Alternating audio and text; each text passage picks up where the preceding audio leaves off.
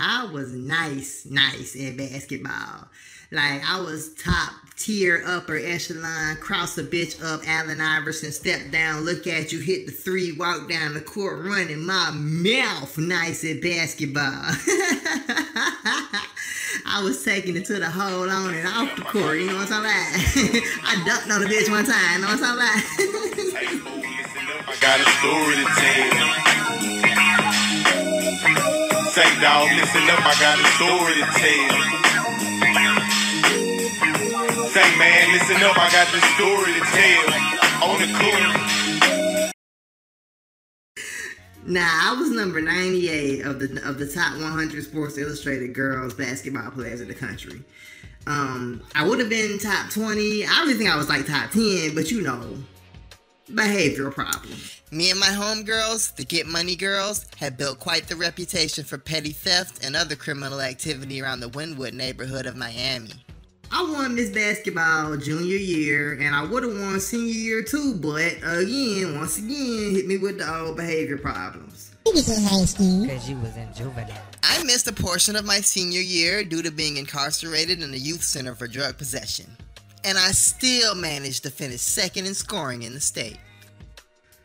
They wasn't gonna let me play basketball without the hell I was raised, you know what I'm saying? We was out there stealing from cars, selling weed. Nothing major, but then again, you know what we do. You know how we do. You know what I'm talking about? We was out there getting our chicken. That's what we called it. We were getting our chicken. You know what I'm saying? So they wasn't gonna let Miss Basketball be on the shit that I was on. That's bad. The Get Money Girls and our shenanigans cost me in the long run, however. Man, I had a scholarship to University of Nevada. I'm talking about Miami was rocking with me. I'm talking about Florida State, FAU, the Gators.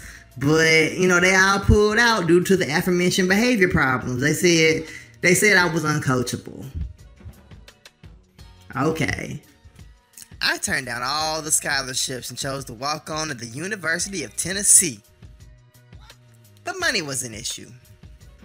So the smaller schools are offering me partial scholarships. I ain't want none of that. I ain't want to go to some bullshit school that got mollywopped every night. I want to be out there flamboasting, you know what I'm talking about, toasting and boasting, you know what I mean? I want to be winning, so I couldn't rock with it.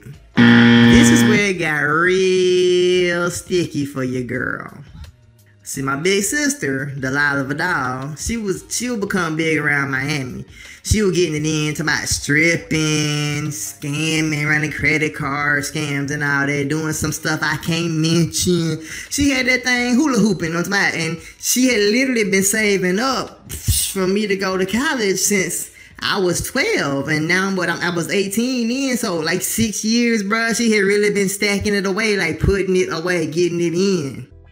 Delilah was able to save almost $20,000 for my schooling. Delilah was mad I ain't take the scholarship. She was like, go to a small school, we can have more money for us, you can use it for books, living. I'm trying to party, I'm talking about using it for partying, if anything, but I ain't listening. No, I'm sorry, I was trying, my head was too big on going to Tennessee, but I do want to say she got me there. Like, there's no way I could have done it without her. I want to thank my big sister. I want to say it on camera so y'all can look me eye to eye when I say it. Like, yeah, thank you, big sis. The strenuous schedule and discipline was proving a little bit too tough for me to handle. Man, so I show up on day 3, you know what I'm talking about? Like, my oopsie days is straight. If you don't know about my oopsie days, go watch my show where I introduce you to my way of speaking and everything. My oopsie days is my fresh. It was on 10, you know what I'm talking about? I had the headband, the armband. I was out there feeling like Kobe. I was feeling good, you know what I'm talking about? So, you know, when people feel good, they got to rain on your parade. So this girl come trying me. She come out, nah, you fat. Who this fat girl trying to walk on the team? Why she sweating so much? Yeah, I was a little heavy back then, man. You know what I'm saying? That long time I was a little heavy. But shut up. Either way, old girl was talking that shit. And when I got my chance to get her, I got her. You know what I'm saying? I hit her with that bloop-de-bloop. Bloop, bloop, bloop. She went up for a layup, and I caught that big leg, just undercut her, you know what I'm saying? I'm not proud of it now. She landed right on her back. So I come at her like a honey badger that's all charged up on Mountain Dew that maybe took a little shot of Red Bull and maybe had a bad day. Cause you know, I'm taught from where I'm from, Winwood was popping. We fight to win down there. It's dog eat dog down there, and like you lose, you might mess around and lose your life. I didn't really consider this as college. She ain't moving like that, but I went a little hard maybe. I went a little hard in the paint and I'm just on top of her, beating that ass. Saying by that time, the assistant coach, she pulling me off. I knew I was gone. I was subsequently put off the team. I didn't think they was gonna put me out of school though. I knew they was gonna put me out of the team. I thought that might have been an option, but hey, at least I'm in school. I'll make something happen. Nah, go take your ass home. Like I said, this is where shit got bad. So they put me on the bus from Knoxville, Tennessee to Miami, right? That's that bullshit, right?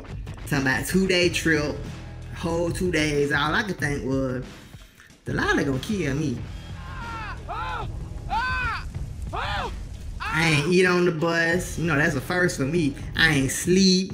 I just stared out the window and to keep it a buck, trying not to cry. You know what I'm talking about? I wasn't gonna let nobody see me cry, but I shed one little thug tear came out. It was a little thug tear while I looked out the window. Didn't nobody see it. Quit playing.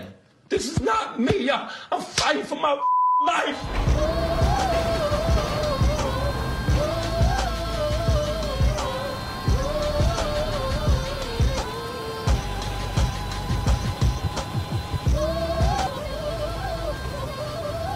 So it's raining outside. It was 7:30 at night. The taxi cab dropped me off in front of the house. Like, it feel like a movie setting. I had my bags, but like, on guard, I didn't go into the house for like 3 hours. My clothes got soaked. My bag got soaked. Now, I didn't want to go in the house. I didn't want to face my sister. You know, that's like facing my mom. You know what I'm saying? I was in trouble.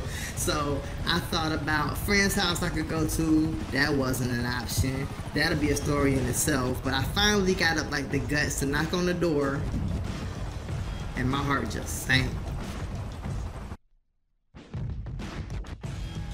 So my other sister, Alicia, opened the door. She knew something was wrong. She ain't even try to help though. First thing she talking about, Aniyah back home, and she got all her bags with her. Just loud, just announcing that shit all through the house. I'm like, why would you do that? But when I tell you Delilah can't charge around that corner looking like a bull, she grabbed me by my throat, y'all. Like, I felt like I got snatched up. And she was like, tell me you just coming home for a visit. You done fucked up now. Said it again. She was like, tell me you just coming home just to visit. My smart ass back then, I'm like, you didn't get the email they sent? Oh my God. Bitch, you see you a bad bitch messing with me. Said that shit. Me and my sister, Delilah, got into a very physical altercation. You know, a lot of people speculate about this. It was just a fight. We had, you know, like sisters do. It wasn't nothing crucial. It was a fight. That's all I can say about it. There was no clear-cut winner. It was a very even tussle. She said, what? Listen, I seen Aniyah lose about 3 fights in her lifetime. This was 2.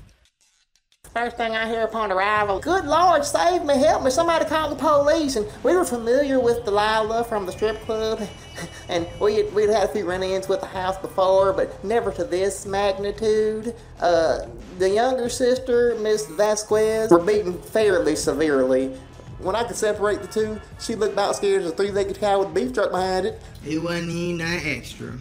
Neither one of us got arrested when Dade County's finest showed up, but my big sister did put me out of the house after the fight. That one pissed off stripper, I tell you what. I said, listen, you two, nobody's going to jail, because this ain't the type of beatdown you talk about and move on from. You two need to go to counseling. I think she really overestimated how many friends that I may have had at the time. You know, like, I ain't had no really place to go at that time. My group of friends, who had become known as the Get Money Girls, were convinced that I informed authorities of our clandestine activities. Or, you know, snitched. Okay, so real quick, the Get Money Girls wasn't fucking with me because they thought I snitched on them. I'll talk about that in another video, but basically, they thought I had snitched to get off, and me running away to play basketball was running from them. So they beat my ass like before I left for college. I'm talking about jumped me, and I thought like, okay, well, I took my lumps. I'm maintaining that I never snitched on y'all. Maybe if I just show up and explain how I have nowhere to go, and I still have never snitched on you. That's the God honest truth. Maybe I could just talk myself into somewhere to stay. Bad move, Niyah. Bad move. They jumped me again. Like 4-on-1. I'm telling you, I already feel like I got hit by a truck because I got into a fight with my sister earlier that night, and then these hoes jumped me. Like, threw me out the house like Jazz on Fresh Prince. I ended up staying at a hotel for a night thanks to my friend AJ Brown. What up, AJ? And he paid for it. He looked out for me for one night. But it took me and my sister a while to get right after that. You know what I'm saying? It took us a while to get back cool. We was like vibing and everything. And then once we did, you know, of course, I fucked it up again. But I'll tell y'all that story next time. Thank y'all for tuning in. Thank you for giving me your time. This has been the very, very first inaugural episode of Niyography. I think that's what I'm gonna call it. I'm gonna tell y'all stories in my past and tell y'all how I got to who I am today. Thanks for keeping it popping. Wait for the next one to be dropping. It's your girl. I'm out. Listen up, I got a story to tell. Hey, fool, listen up, I got a story to tell. Say, dog, listen up, I got a story to tell. Say, man, listen up, I got this story to tell. On the cool. Now